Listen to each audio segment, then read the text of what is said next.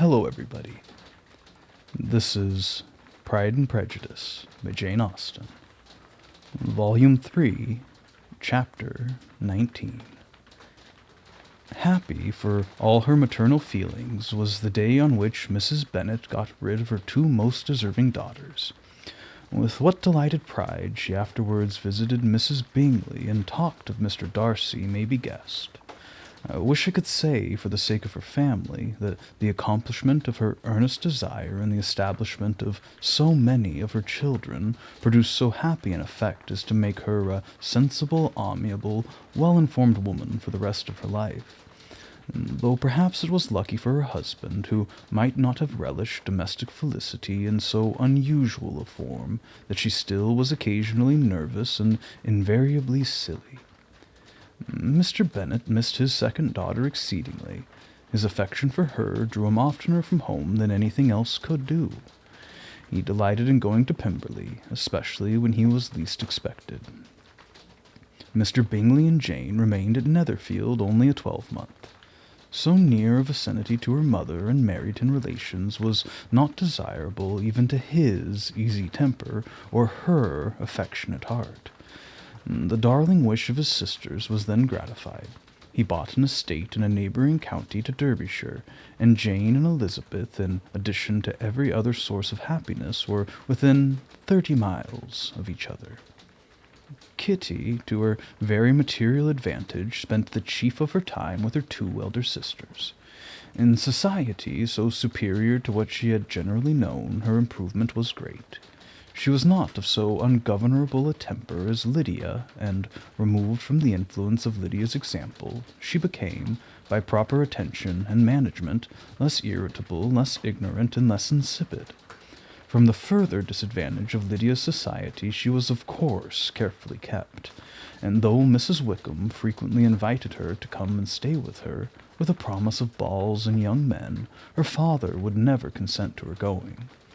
Mary was the only daughter who remained at home, and she was necessarily drawn from the pursuit of accomplishments by Mrs. Bennet's being quite unable to sit alone.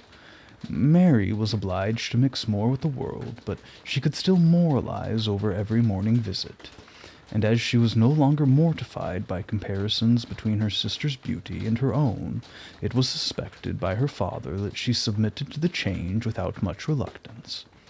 As for Wickham and Lydia, their characters suffered no revolution from the marriage of her sisters. He bore with philosophy the conviction that Elizabeth must now become acquainted with whatever of his ingratitude and falsehood had before been unknown to her, and in spite of everything was not wholly without hope that Darcy might yet be prevailed on to make his fortune. The congratulatory letter which Elizabeth received from Lydia on her marriage explained to her that, by his wife at least, if not by himself, such a hope was cherished.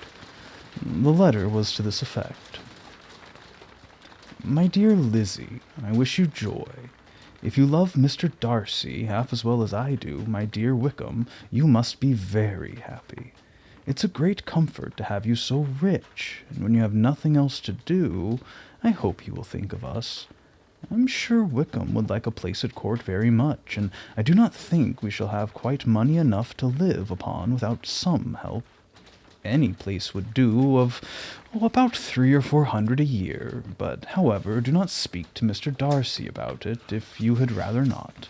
Yours, etc." As it happened that Elizabeth had much rather not, she endeavoured in her answer to put an end to every entreaty and expectation of the kind. Such relief, however, was in her power to afford, by the practice of what might be called economy in her own private expenses. She frequently sent them. It had always been evident to her that such an income as theirs, under the direction of two persons so extravagant in their wants and heedless of their future, must be very insufficient to their support. And whenever they changed their quarters, either Jane or herself were sure of being applied to for some little assistance towards discharging their bills. Their manner of living, even when the restoration of peace dismissed them to a home, was unsettled in the extreme. They were always moving from place to place in quest of a cheap situation, and always spending more than they ought. His affection for her soon sunk into indifference. Hers lasted a little longer, and in spite of her youth and her manners, she retained all the claims to reputation which her marriage had given her. Though Darcy could never receive him at Pemberley, yet for Elizabeth's sake he assisted him further in his profession.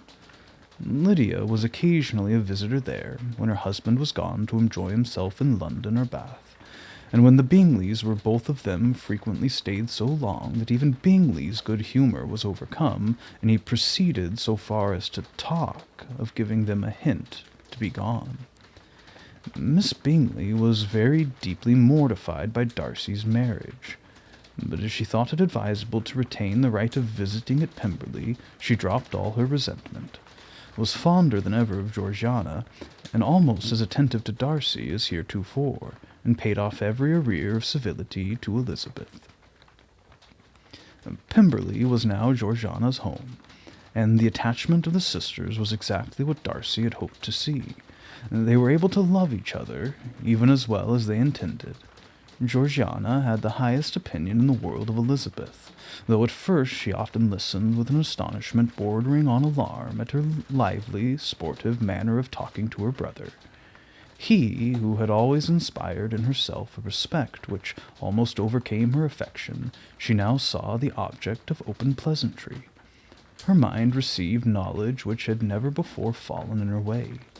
By Elizabeth's instruction, she began to comprehend that a woman may take liberties with her husband, which a brother will not always allow in a sister more than 10 years younger than himself. Lady Catherine was extremely indignant on the marriage of her nephew, and as she gave way to all the genuine frankness of her character, in her reply to the letter which announced its arrangement, she sent him language so very abusive, especially of Elizabeth, that for some time all intercourse was at an end. But at length, by Elizabeth's persuasion, he was prevailed on to overlook the offence and seek a reconciliation, and after a little further resistance on the part of his aunt, her resentment gave way, either to her affection for him or her curiosity to see how his wife conducted herself, and she condescended to wait on them at Pemberley, in spite of the pollution which its woods had received, not merely from the presence of such a mistress, but the visits of her uncle and aunt from the city. With the Gardiners they were always on the most intimate terms. Darcy, as well as Elizabeth, really loved them, and they were both ever sensible of the warmest gratitude towards the persons who, by bringing her into Derbyshire, had been the means of uniting them. Finis.